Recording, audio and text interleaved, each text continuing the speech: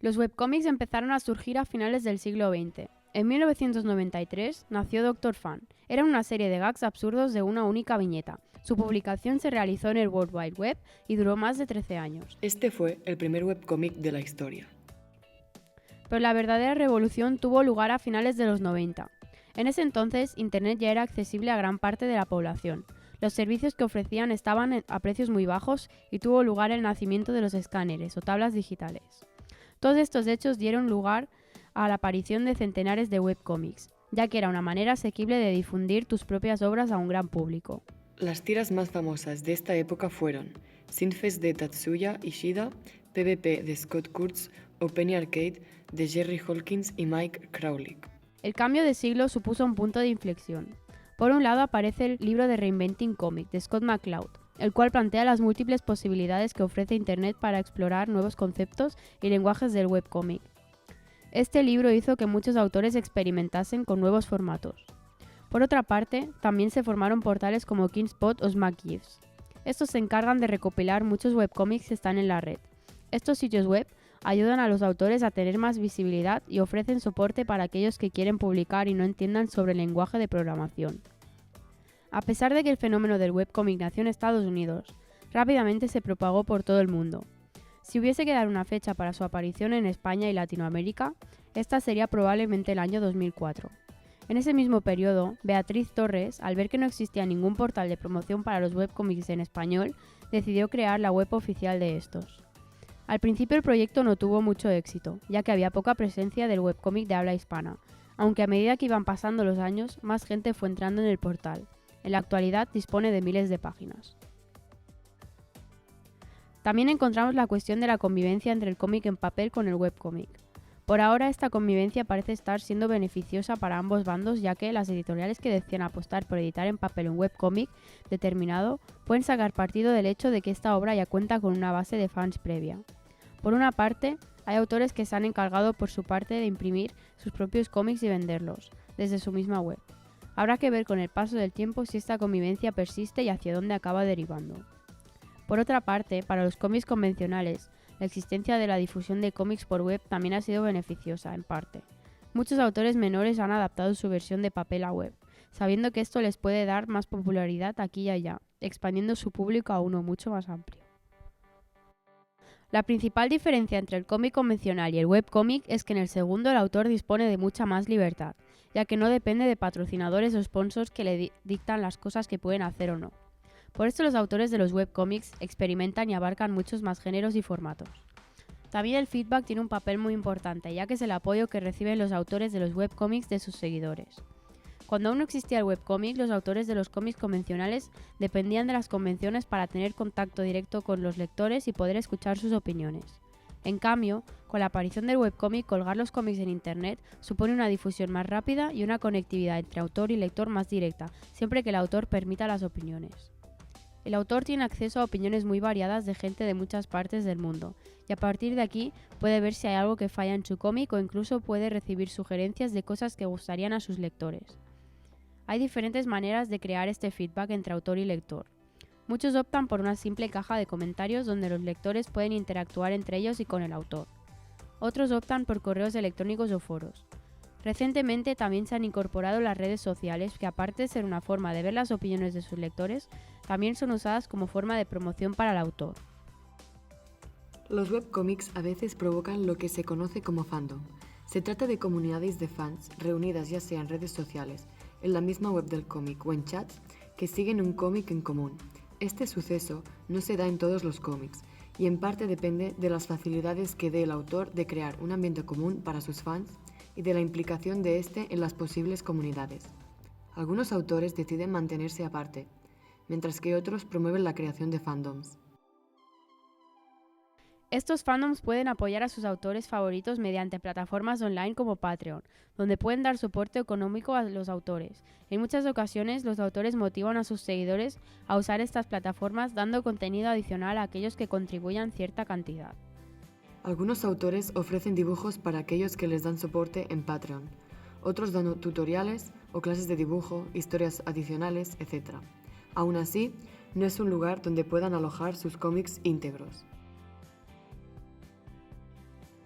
Otra plataforma para dar soporte económico a los autores es Kickstarter. Esta plataforma está pensada para grandes proyectos creativos. Los dueños establecen una fecha límite y un mínimo objetivo de fondos a recaudar. Si esos objetivos no se cumplen, no se reciben fondos. La empresa se queda un 5% de los fondos recaudados y la empresa que gestiona las donaciones, Amazon, se queda entre un 3 y 5%. Es utilizada en muchas ocasiones para iniciar proyectos o, sobre todo, lanzar versiones impresas de los webcómics. Si bien se publican en Internet, algunos autores deciden ofrecer una versión impresa de sus cómics. Mediante el Kickstarter pueden hacerse precompras para que el autor pueda financiar hacer una tirada de sus tomos. Un fenómeno muy recurrente en el mundo del webcómic es el fanservice. Esto se da cuando los autores de los cómics se basan casi al completo en las opiniones de los lectores y crean obras siguiendo lo que a ellos les gusta, sin tener en cuenta sus propias ideas. Básicamente lo hacen para ganar fama.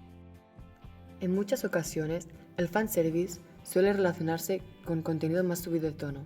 No son pocos los cómics que ofrecen incluso cierto contenido más 18 para atraer y satisfacer a sus fans.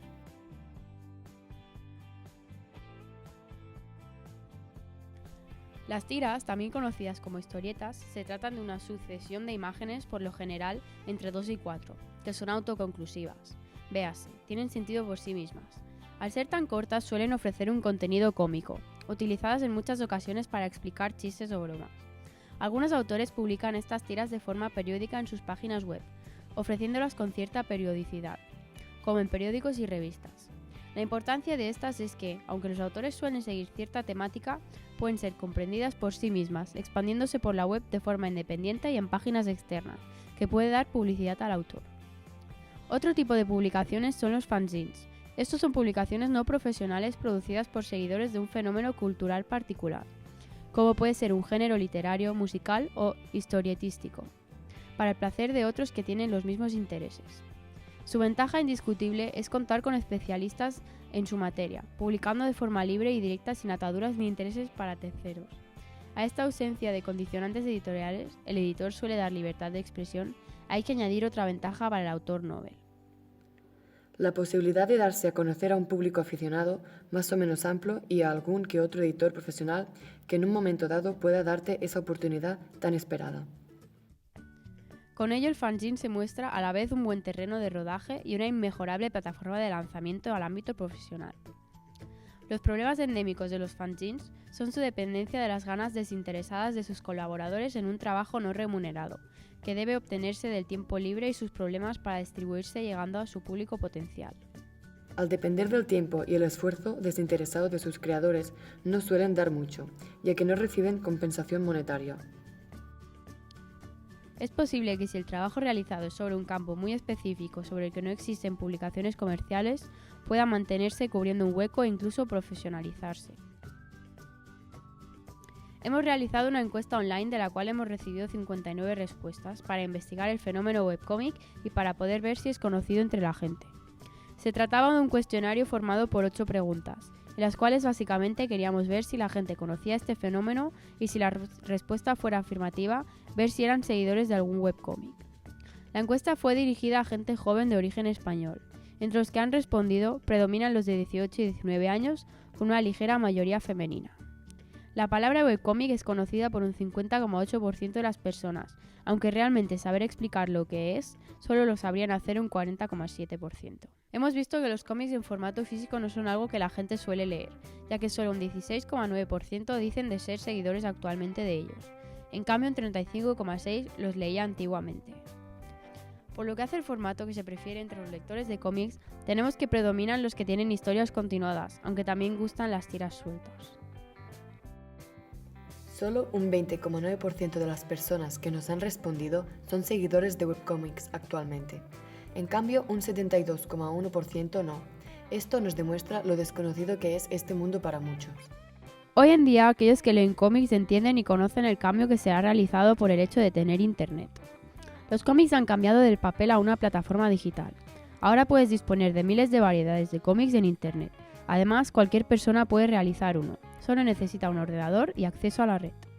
Este nuevo método de crear cómics hace que haya un contenido más extenso de cómics en todo el mundo.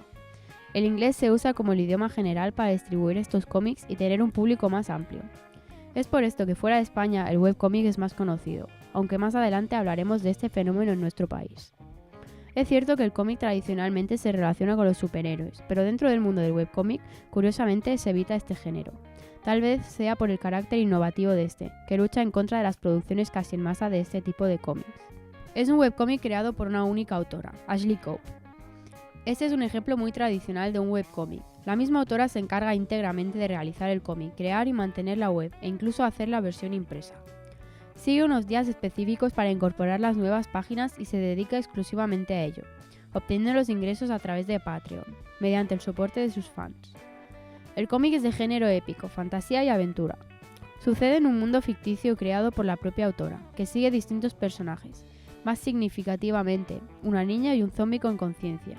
La historia, que es especialmente compleja, tiene una wiki a modo de complemento para ayudar a su comprensión.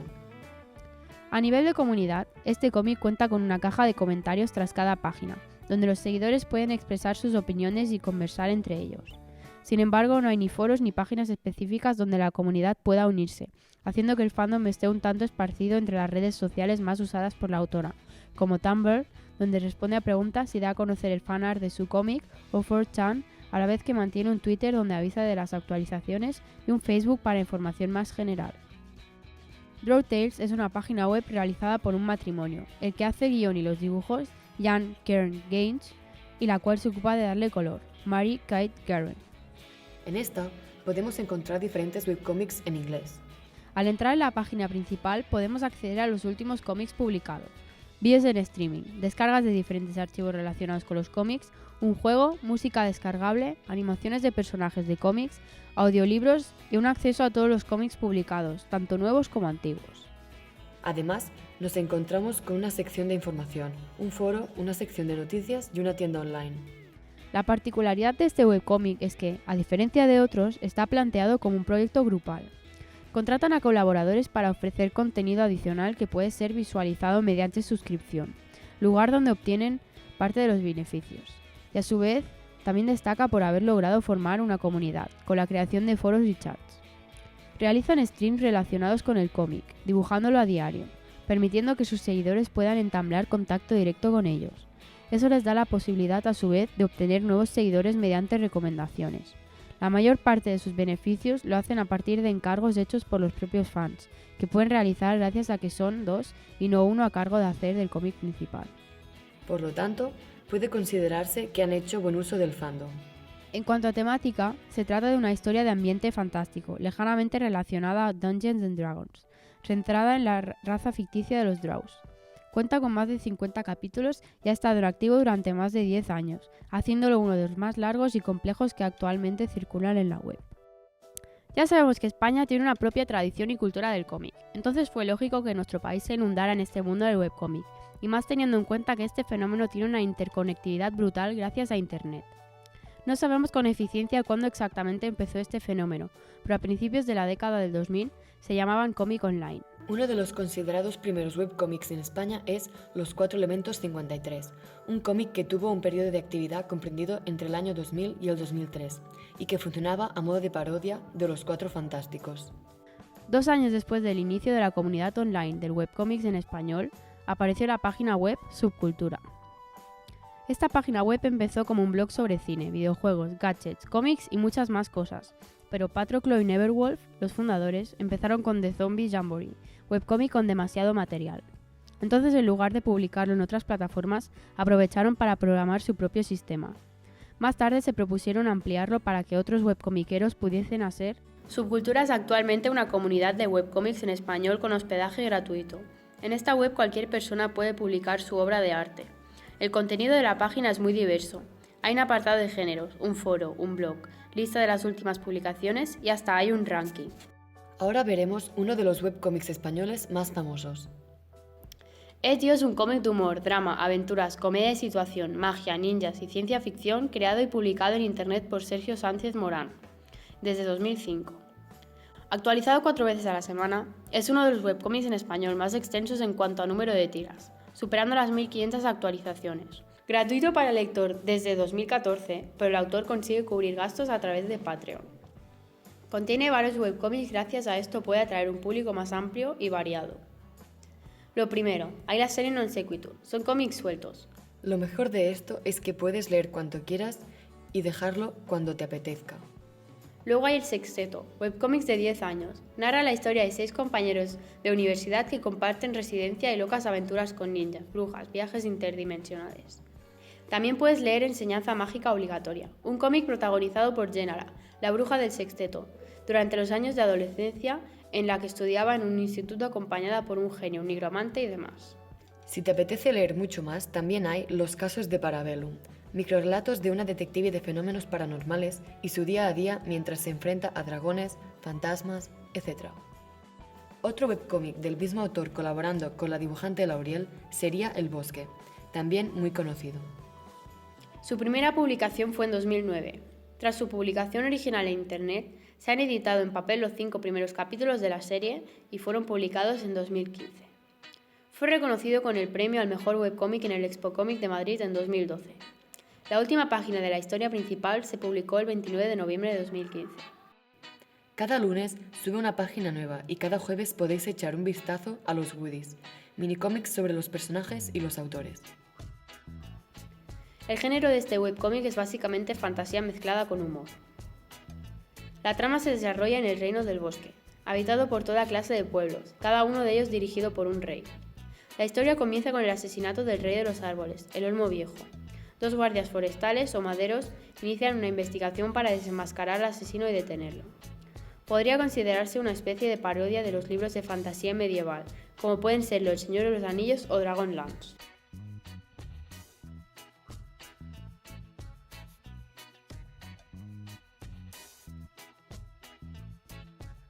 El webcómic permite ofrecer una nueva manera de narrar historias. Se puede mezclar el lenguaje del cómic con la animación, el vídeo y el sonido.